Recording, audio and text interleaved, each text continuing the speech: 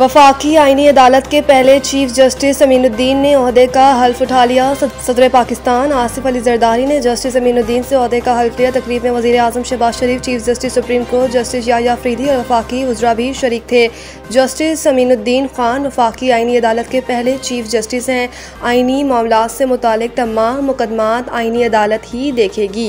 1984 में university law college Multan से LLB किया। 1985 में बाकायदा प्रैक्टिस का लाइसेंस हासिल करके वकालत शुरू की। 1987 में लाहौर हाई कोर्ट और 2001 में सुप्रीम कोर्ट के वकील बने। लाहौर हाई कोर्ट के जज की हैसियत से मुख्तलिफ जामियात के सिंडिकेट के रुकन रहे। भावलपुर, मुल्तान और लाहौर बेंच में हज़ारों दीवानी मुकदमात के फैसले किए। 21 अक्टूबर 2019 को सुप्रीम कोर्ट के जज तैनात हुए। जस्टिस अमीनुद्दीन सुप्रीम कोर्ट में आईनी बेंच के पहले सरबराह भी बने। गुज़िश्ता रोज़ वज़ीर आज़म शहबाज शरीफ की सिफारिश पर सदर पाकिस्तान ने जस्टिस अमीनुद्दीन की बतौर चीफ जस्टिस आईनी अदालत तकर्री की मंजूरी दी थी।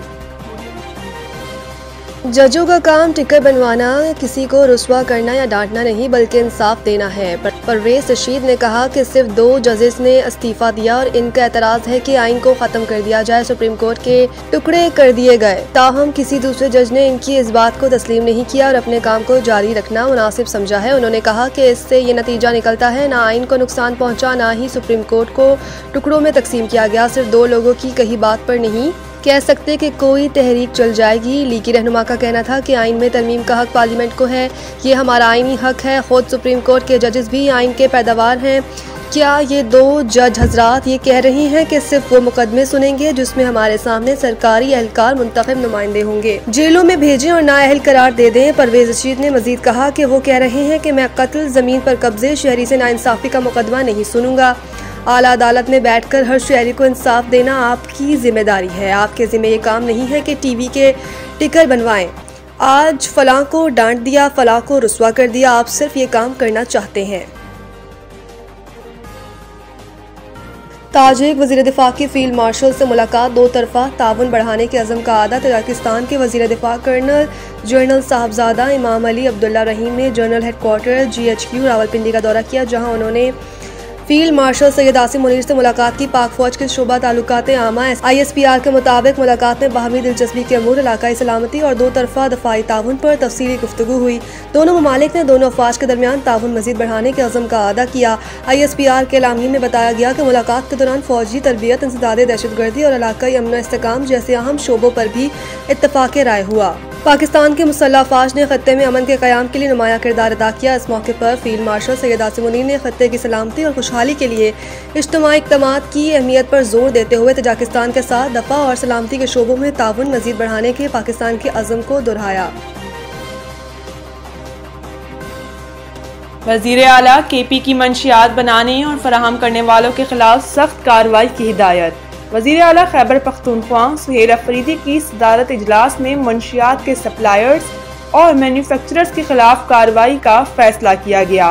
वज़ीर आला सुहेल अफरीदी का कहना था, मंशियात की लानत जामियात तक जा पहुंची है, हम मजीद गफलत के मुतहम्मिल नहीं हो सकते। नौजवान नस्ल को मंशियात की लानत से महफूज रखने के लिए इक़दामात करना होंगे।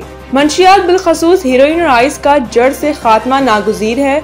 इन्होंने कहा कि मंशियात की तैयारी और तरसील के खिलाफ कार्रवाई के लिए मरबूत हिकमत अमली इख्तियार की जाएगी। कार्रवाई के लिए महकमों और इदारों पर मुश्तमिल मुश्तरका टीम तश्कील दी जाए।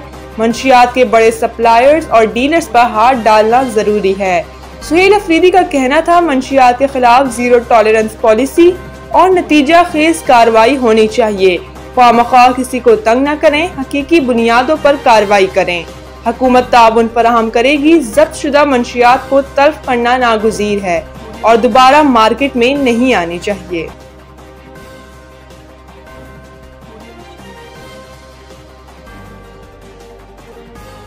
पंजाब की फिजा आज भी मुज़रे सेहत। लाहौर आलूदा तरीन शहरों में सरे फहरिस्त। लाहौर समेत पंजाब में फिजाई आलूदगी खतरनाक हद तक बढ़ गई। मुख्तलिफ इलाकों में एयर क्वालिटी इंडेक्स इंतहाई तशवीशनाक सतह तक जा पहुंचा। सूबाई दारुल हुकूमत आलूदा तरीन शहरों में आज फिर सरे फहरिस्त आ गया। शहर का मजमूई एयर क्वालिटी इंडेक्स 474 को छू गया। माहौलियाती वेबसाइट के मुताबिक लाहौर के इलाके सैयद मुरातिब अली रोड का AQI 678, माहौलियाती वेबसाइट के मुताबिक लाहौर के इलाके सैयद मुरातिब अली रोड का AQI 804, गुलबर्ग में 678, DHA 569, पंजाब यूनिवर्सिटी के इतराफ 486 और मॉडल टाउन के इलाके का एयर क्वालिटी इंडेक्स 471 रिकॉर्ड किया गया है। इसके अलावा पंजाब के दीगर शहरों फैसलाबाद में AQI 626 और गुजरावाला में 515 तक जा पहुंचा। माहिरीन सेहत ने शहरियों को मास्क का इस्तेमाल करने, गैर जरूरी बाहर आने जाने से गुरेज करने और घरों में एयर प्योरीफायर का इस्तेमाल बढ़ाने की हिदायत की है। माहौलियाती माहिरीन का कहना है कि फसलों की बाकियात जलाने, ट्रैफिक के दबाव और सनअती इखराज का बाइस शहर की फिजा बदतरीन आलूदगी का शिकार हो रही है।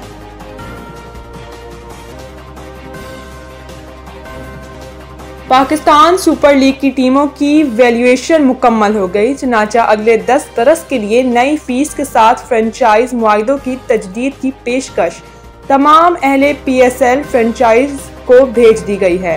टीमों से कहा गया है कि वो मुकर्रर डेडलाइन के अंदर PSL मैनेजमेंट को अपने अपने फैसले से आगाह करें।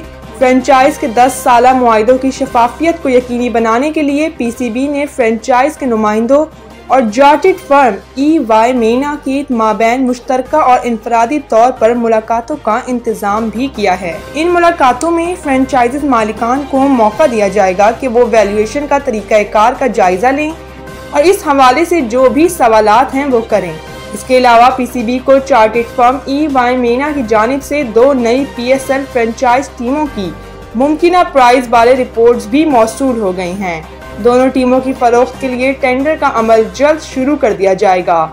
नई फ्रेंचाइज खरीदने में दिलचस्पी रखने वालों को अपनी टीमों के लिए जिन शहरों के नामों की चॉइस दी जाएगी, इनमें हैदराबाद, सियालकोट, मुजफ्फराबाद, फैसलाबाद, गिलगित और रावलपिंडी शामिल हैं।